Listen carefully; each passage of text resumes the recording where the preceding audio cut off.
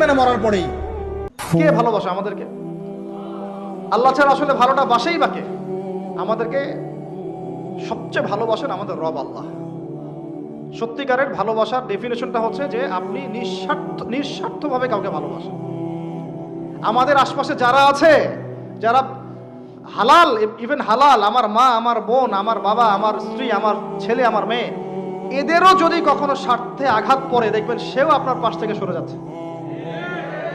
এমন হয় নাই কখনো? আপনার বন্ধু, আপনার ব্যবসার পার্টনার, আপনার বস, আপনার কলিগ, ওদের স্বার্থে আঘাত হলে ওরাও সরে যাচ্ছে পাশ থেকে। জিগরি দোষ সরে গেল পাশ থেকে, হয় না এমন? ভালোবাসা দুই প্রকার। বলেন কয় প্রকার? আমার সাথে বলেন, এখানে শেষ করে দিব 10টা মিনিট। ভালোবাসা কয় প্রকার?